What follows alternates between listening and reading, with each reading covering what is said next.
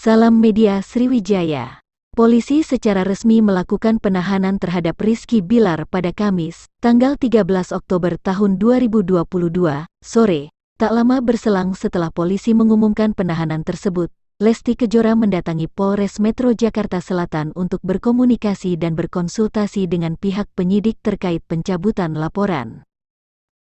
Kedatangan Lesti sekaligus pertemuan dengan Rizky dikonfirmasi oleh Kasih Humas Polres Metro Jakarta Selatan AKP Nurma Dewi kepada media, Kamis tanggal 13 Oktober tahun 2022.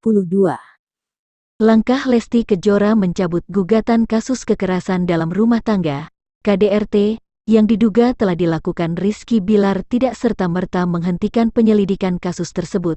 Polisi menegaskan, proses hukum terhadap kasus KDRT Lesti Kejora masih berjalan dan Rizky Bilar tidak bisa langsung dibebaskan. Rizky Bilar sebelumnya ditetapkan sebagai tersangka kasus KDRT pada Rabu tanggal 12 Oktober tahun 2022, malam setelah diperiksa sebagai saksi selama 7 jam.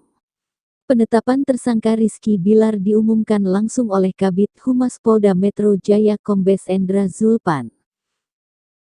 Sampai prosesnya berjalan dengan lancar, alhamdulillah, dan pada akhirnya saya memutuskan untuk mencabut laporan alasannya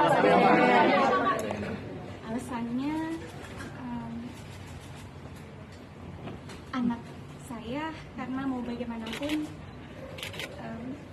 suami saya bapak dari anak saya, dan beliau juga alhamdulillah sudah mengakui perbuatannya dan meminta maaf kepada saya dan keluarga, khususnya kepada orang tua saya, kepada bapak saya, dan insya Allah keluarga saya, bapak saya dan ibu saya sangat begitu memaafkan perbuatan suami saya, dan insya Allah harapannya mudah-mudahan tidak akan pernah terulang lagi.